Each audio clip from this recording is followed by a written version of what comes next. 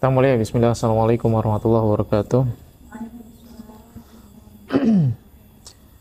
Alhamdulillahirrabbilalamin wa bihi nasta'in wa salatu wassalamu ala asrafil anbiya'i wal mursalin wa ala alihi wa ashabihi wa man tabi'ahum bi ihsanin ila yaumiddin. Qala Allah tabaraka wa ta'ala fi kitabihil karim, ya ayyuhalladzina amanu taqullaha haqqa tuqatih wa la tamutunna illa wa antum muslimun.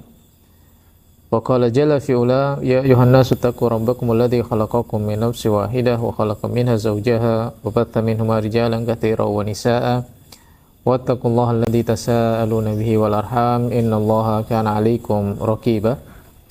Wa qala aidan ya ayyuhalladzina amanu taqullaha wa qulu qawlan shadida yuslih lakum a'malakum wa yaghfir lakum dhunubakum wa may yuti'illaha wa rasulahu faqad faza fawzan 'azima.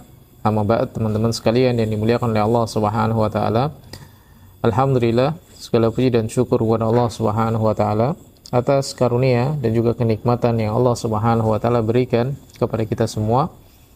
Kemudian tidak lupa semoga salawat dan salam diberikan kepada Nabi Muhammad sallallahu alaihi wasallam, diberikan kepada para sahabatnya, diberikan kepada keluarganya, dan juga diberikan kepada seluruh orang-orang yang mengikuti petunjuk beliau dengan baik sampai kelak datangnya hari kiamat. Teman-teman sekalian yang dimuliakan oleh Allah Subhanahu wa taala, pada pagi hari ini adalah merupakan pertemuan pertama dari kegiatan belajar bersama kita. Ya, insyaallah kegiatan ini akan dilaksanakan setiap pagi sebagaimana yang telah diinformasikan kepada teman-teman sekalian. Untuk materi yang kita bahas pada pertemuan pagi hari ini adalah tentang adab al-islamiyah, yaitu adab-adab yang perlu kita semua mempelajari dan mengetahuinya. Tentunya adab yang dibangun di atas syariat Islam. Karena kalau kita berbicara tentang adab, maka akan bisa kita tarik atau kita ambil kesimpulan adab itu sumbernya ada dua. Yang pertama, adab yang sumbernya dari agama kita, kemudian adab yang sumbernya dari adat atau lingkungan sekitar kita, itu adab. Maka yang akan kita bahas adalah pelajaran adab yang dibangun atau bersumber dari syariat kita, maka disebut sebagai al-adabu al-islamiyah, adab islami. Sebelumnya perlu kita ketahui bahwasanya masalah tarbiyah atau pendidikan dan perhatian terhadap perkembangan generasi muda ini adalah merupakan suatu yang sangat penting untuk kita perhatikan. Dan tujuan dari tarbiyah atau memperhatikan perkembangan pendidikan dari generasi muda adalah menyelamatkan mereka dari neraka. Ini tujuan kita. Jadi kalau kita mempelajari atau mengajarkan ilmu, kemudian mempelajari dan mengajarkan adab atau mendidik, tujuannya adalah untuk menyelamatkan mereka dari neraka. Ini tujuan kita yang paling utama. Apapun yang kita lakukan, apapun yang kita kerjakan, misal di kelas, maka jadikan tujuan utama ketika kita mengajar, ketika kita mendidik adalah menyelamatkan mereka dari neraka. Ini tujuan yang paling besar, paling utama. Sehingga kita tidak hanya sekedar duduk, tidak hanya sekedar menyampaikan, tidak hanya sekedar mentransfer informasi, tapi memang kita melakukan segenap upaya agar kita bisa menyelamatkan mereka dari neraka. Tujuan yang utama. Hal ini sejalan dengan apa yang Allah Subhanahu wa taala perintahkan di dalam surat At-Tahrim. Allah mengatakan, ya ayyuhalladzina amanu, wahai orang-orang yang beriman, qu anfusakum, jagalah diri kalian, wa ahlikum, dan keluarga kalian, nara, dari api neraka. Waquduhan nas wal hijarah, yang mana bahan bakar neraka itu adalah manusia dan juga batu-batu. Di dalam ayat ini Ali bin Abi Thalib radhiyallahu ta'ala anhu mengomentari atau menjelaskan langkah apa yang bisa kita lakukan di dalam mengamalkan ayat dari surat At-Tahrim. Ya ayyuhalladzina amanu qu anfusakum wa ahlikum nara. Kata Ali bin Abi Thalib, allimuhum wa addibuhum. Ajarkan ilmu kepada mereka dan juga ajarkan adab kepada mereka. Mengajarkan ilmu dan mengajarkan adab itu berbeda. Kalau mengajarkan ilmu, mungkin seorang hanya menyampaikan materi yang dia telah pelajari atau telah dia ketahui. Tapi kalau menyampaikan adab terbaik adalah dengan sikap. Menyampaikan adab terbaik adalah dengan sikap. Sebagaimana yang dijelaskan oleh para ulama yang hadir di majelisnya, Imam Ahmad itu ribuan. Dan di antara mereka ada yang hanya ingin mempelajari dan melihat adab-adab yang diajarkan oleh Imam Ahmad, semoga Allah Subhanahu wa taala merahmati beliau. Jadi mengajarkan ilmu dan mengajarkan adab ini adalah dua hal yang berbeda. Kalau mengajarkan ilmu bisa dengan lisan kita. Kita sampaikan ini benar, ini salah, ini dalilnya. Tapi kalau menyampaikan adab tidak bisa dengan lisan saja, tapi juga dengan sikap dan perbuatan. Maka Allah Subhanahu wa taala menjadikan Nabi SAW sebagai utusannya mengajarkan kepada kita ilmu dan adab. Ilmunya adalah ketika beliau menyampaikan perintah, menyampaikan larangan, dan adabnya adalah ketika beliau menjadi qudwah. Dan ini Allah Subhanahu wa taala sebutkan di dalam Al-Qur'an, laqad kana lakum fi Rasulillahi uswatun hasanah. Sesungguhnya bagi kalian pada diri Rasul sallallahu alaihi wasallam itu ada tauladan yang baik. Ini cara mengajarkan adab. Kita pengen misalkan anak-anak kita berbicaranya lembut dan perlahan, maka kita juga berbicaranya lembut dan perlahan.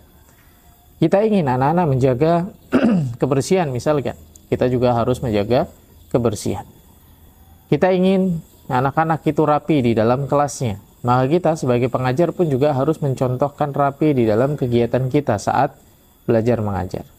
Jadi sebagaimana dikatakan oleh Ali bin Abi Thalib tentang ya ayyuhalladzina amanu, wahai orang-orang yang beriman, qu anfusakum wa ahlikum nara, jaga dirimu dan keluargamu dari neraka, maka kata beliau allimuhum wa addibuhum, ajarkan ilmu dan juga ajarkan adab. Kemudian wa makna tarbiyah sebagaimana yang telah kita sebutkan tadi, itu tercakup di dalam firman Allah Subhanahu wa taala, qu anfusakum wa ahlikum nara. Sehingga dari sini dapat kita ambil kesimpulan atau faedah sebagaimana yang pertama kita lakukan, tujuan dari pendidikan, tujuan dari tarbiyah itu adalah untuk apa? Menyelamatkan mereka dari neraka. Maka Allah Subhanahu wa taala menjadikan ini adalah merupakan usaha yang sangat penting untuk kita perhatikan.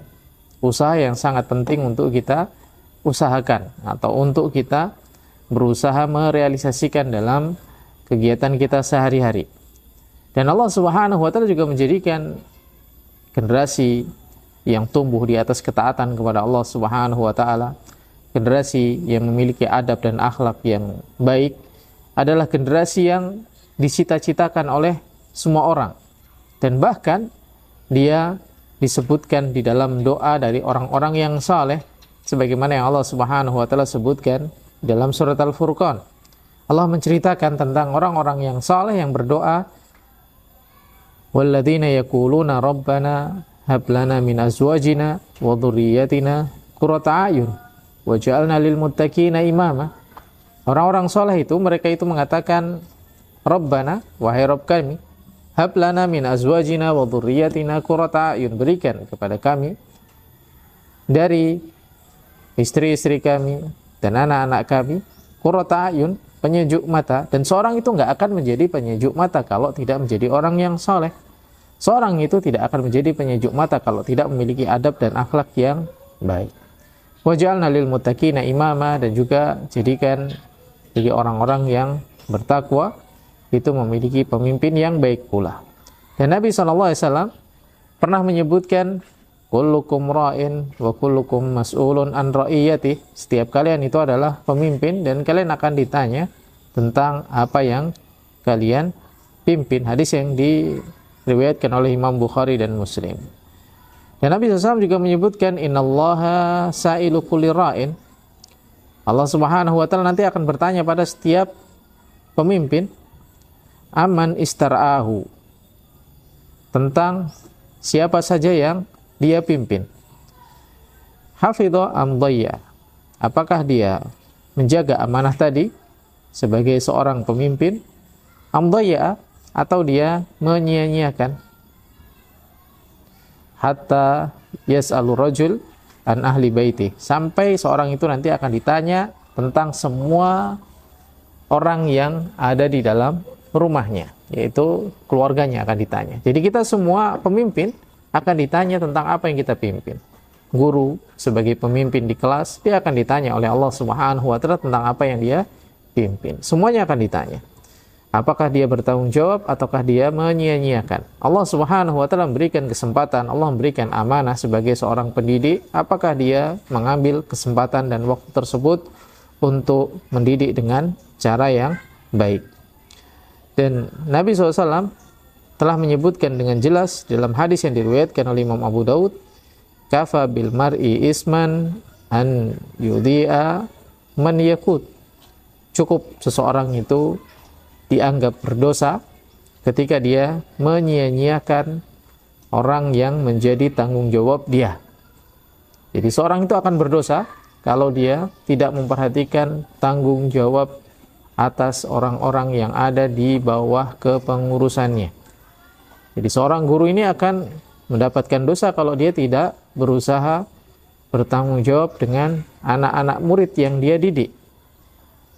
Dan sebagai seorang pengajar, kita ada pada posisi mendapatkan amanah mengajar dan mendidik mereka.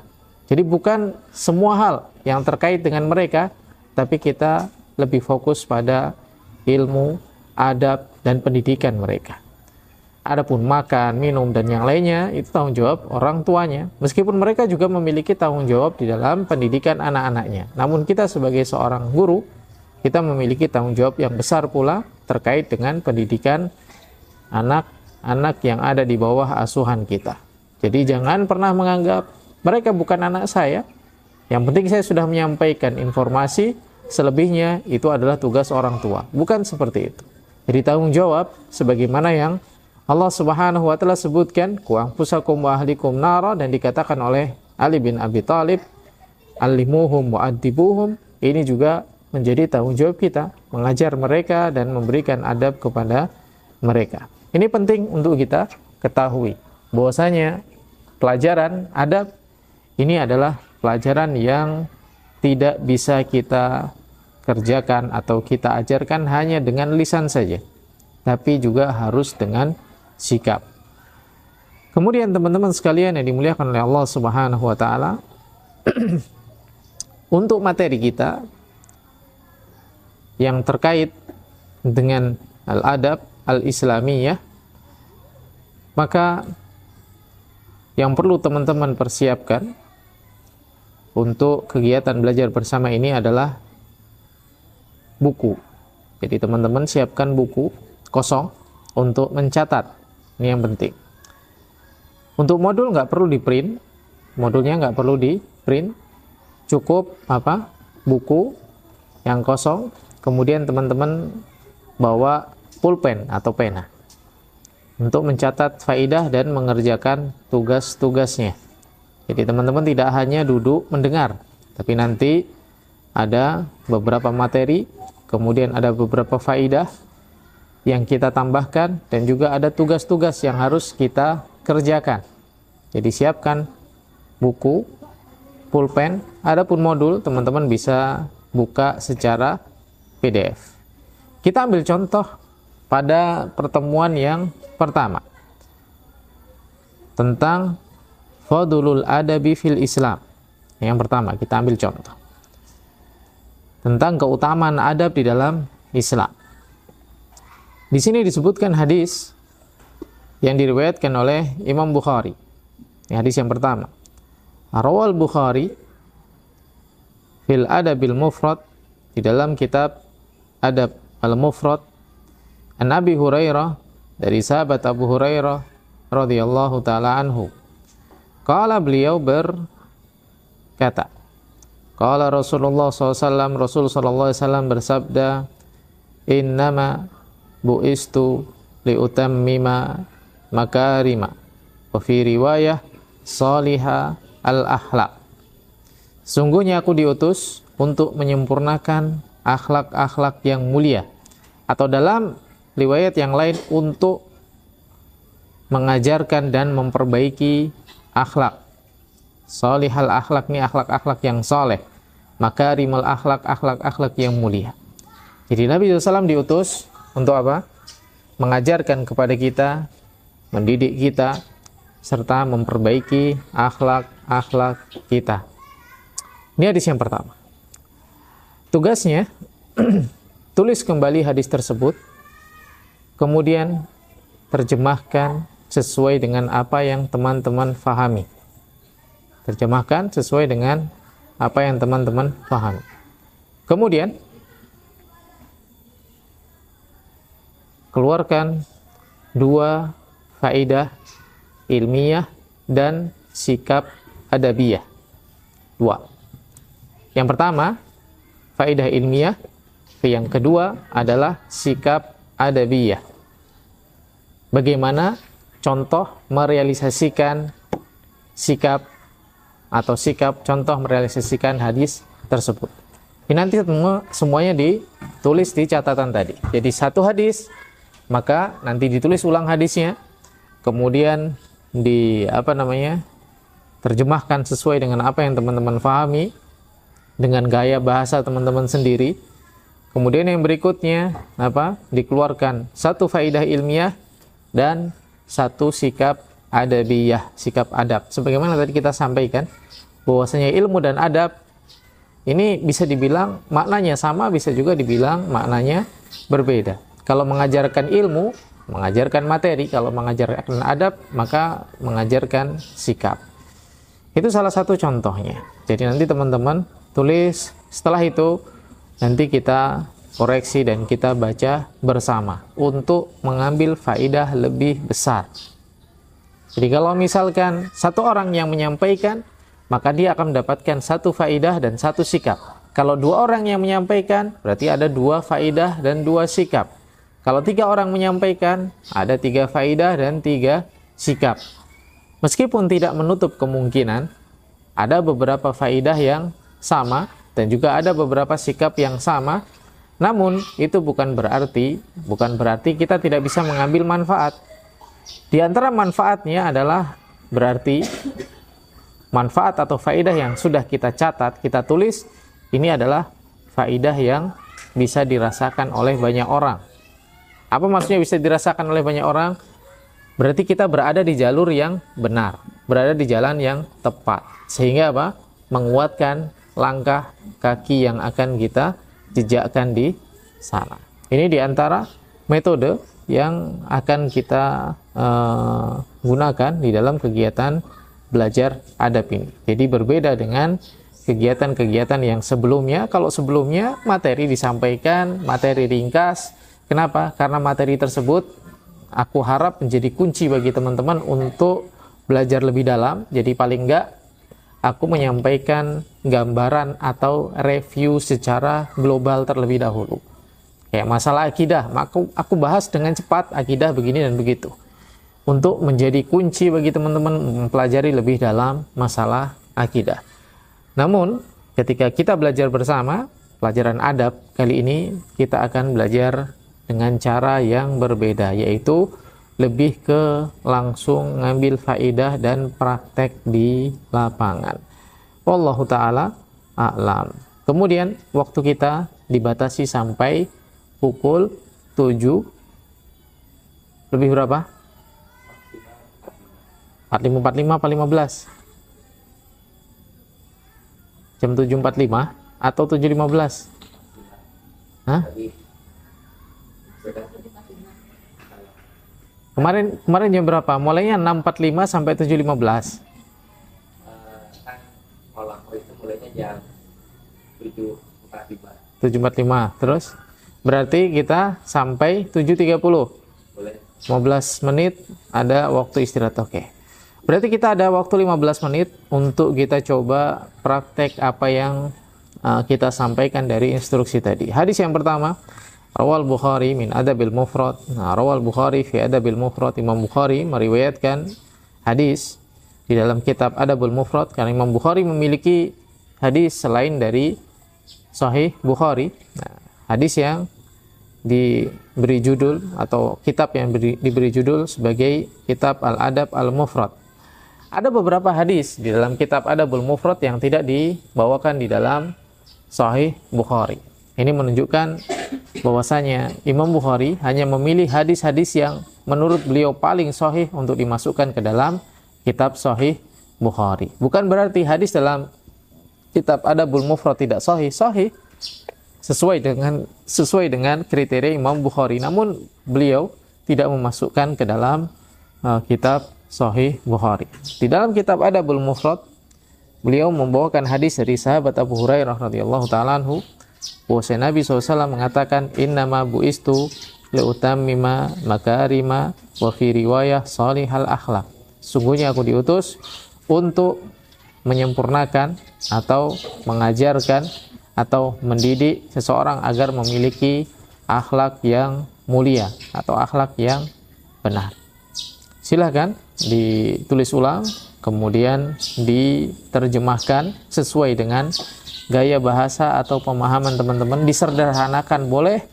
Jadi terjemahannya itu terjemahan dengan makna. Terjemahan dengan makna. Kemudian setelah itu, satu faedah ilmiah, kemudian satu sikap adabiyah. Kita ada waktu sampai pukul 7.30. Berarti nanti sebelum jam 7.30 nanti akan diminta baca satu per satu. Misal jam 7.25.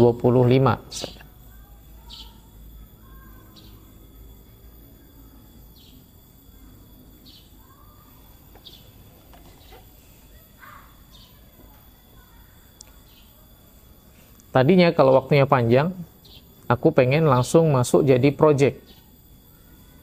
Iya, masuk jadi project. Project apa? Poster. Nanti teman-teman bisa langsung share saat itu juga.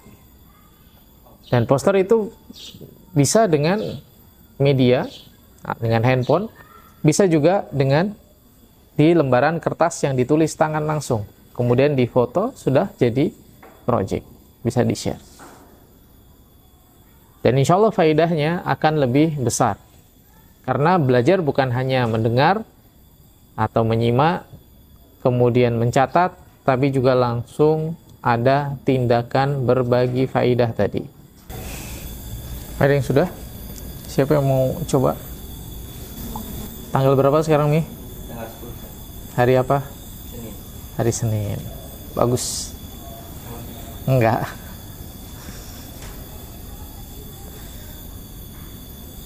Sudah lihat di grup?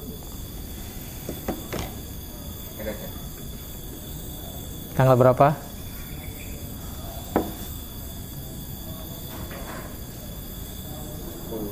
Hari apa? Senin. Senin.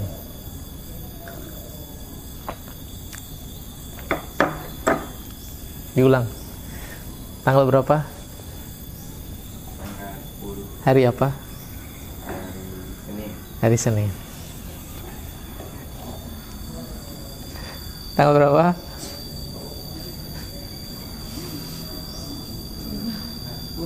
10, benar. Hari apa? Benar, Senin, nggak salah.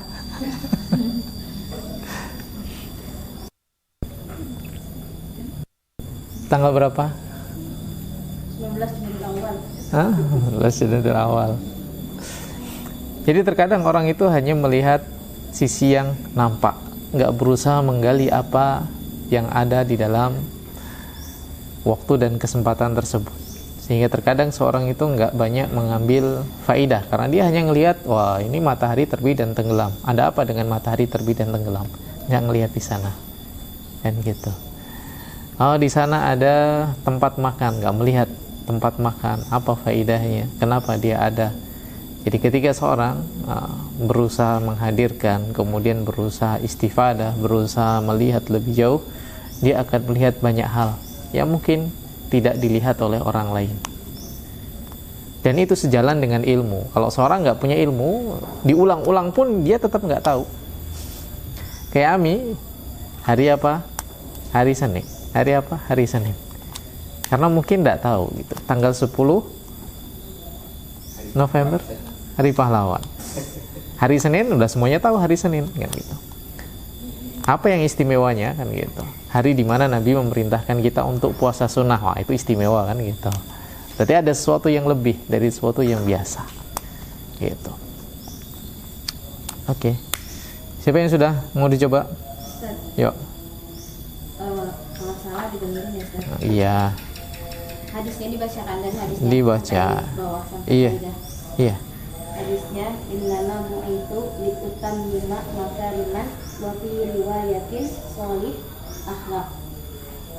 Riwayat Bukhari. Sesungguhnya aku diutus untuk mengajarkan atau memperbaiki akhlak yang mulia. Kaidah ilmiahnya, tujuan pendidikan Islam adalah memperbaiki atau mengajarkan akhlak mulia atau adab Islamnya. Kaidah adabiahnya mencontoh perilaku Nabi Shallallahu Alaihi Wasallam seperti adab makan, adab berpakaian, bersikap, merespon dan seterusnya. Sikap adabiyah yang lebih pengen aku tekankan di sini adalah sikapnya kita.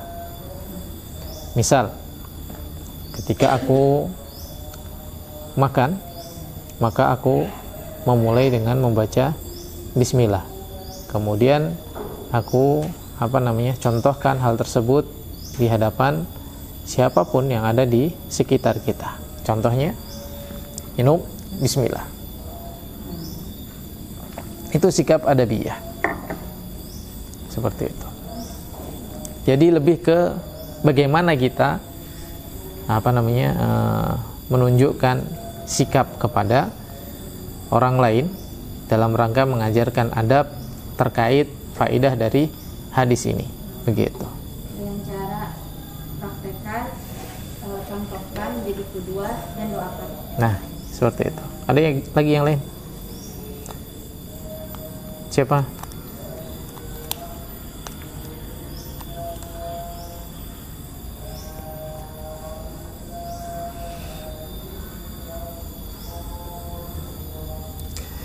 Bisa juga innama bu'istu liutammima makarimal akhlak fi riwayah salihal akhlak. Sikap adabiyahnya adalah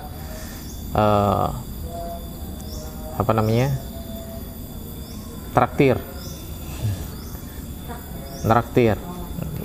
Aku kumpulkan beberapa anak, kemudian aku belikan makan untuk mereka atau kasih minum untuk mereka. Itu sikap adabiyah.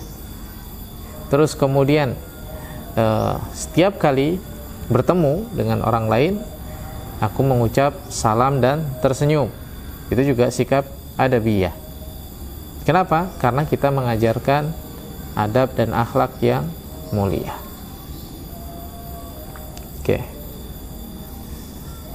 Itu salah satu contoh dan insya Allah besok kita akan mulai belajarnya. Jadi kita selesaikan satu buku terlebih dahulu, kemudian nanti kita akan berpindah ke kitab yang lain. Barakallahu fikum, sudah pukul 7.30. Semoga yang kita sampaikan kita bisa mengambil faedahnya.